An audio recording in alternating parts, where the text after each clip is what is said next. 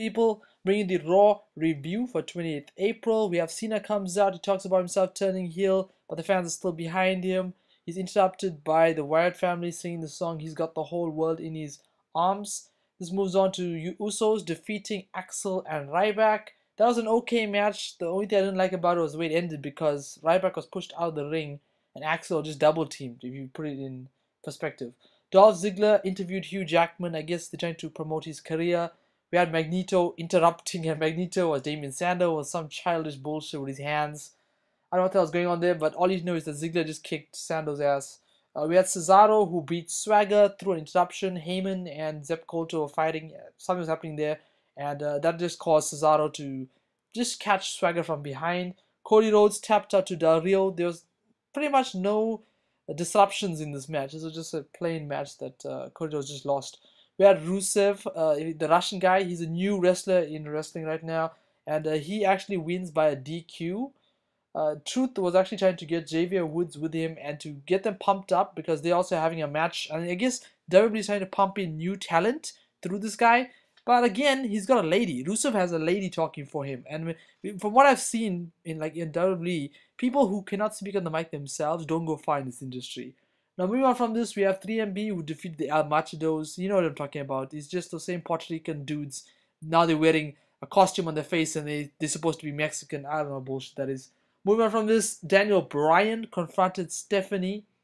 And he was talking about how that she was saying, no, Kane, no, last week. But Kane was just destroying D. Bryan. And he says that Stephanie was behind it.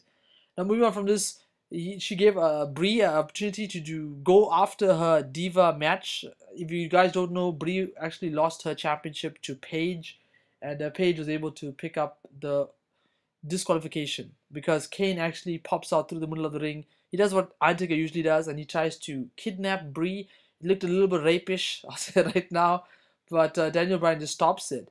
Then we also have the finals for the number one contendership for the Intercontinental Championship.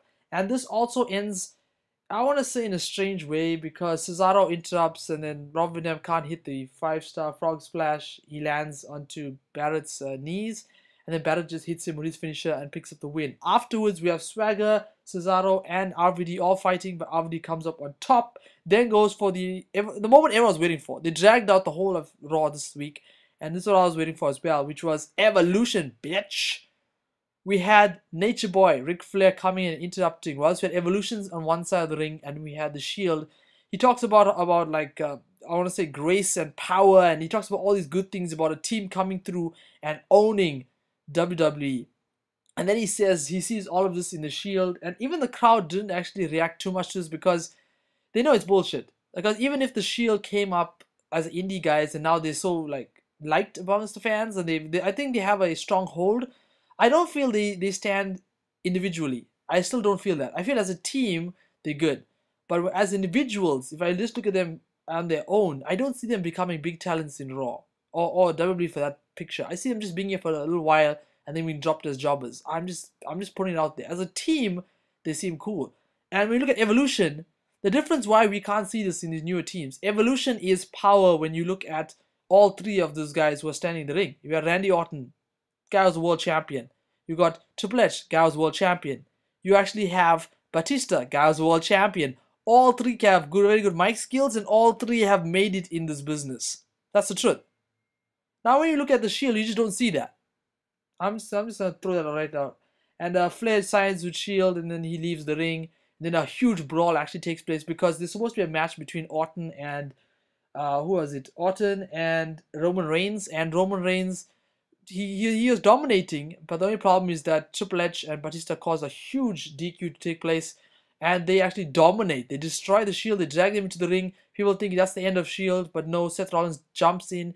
He tries to do his knee kick, but I can clearly see Triple H moving his head. That was definitely a botch.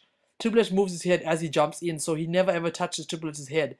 And Triple H falls down like he's passed out. So you could see there's something wrong there.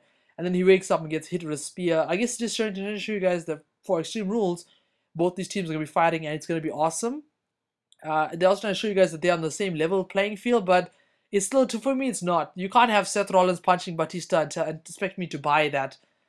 Batista could eat, and he could actually eat Seth Rollins alive. That's the best I can put it to you. Seth Rollins is a small boy compared to Batista, so I don't see how these two teams stack up against each other. All I know is that the Shield has been dominating and catching people out and destroying them, whereas Evolution as a team are really strong, and you can't sell it to me that this team is weaker than the Shield. You just can't sell that to me. Give me a comments down below. Later.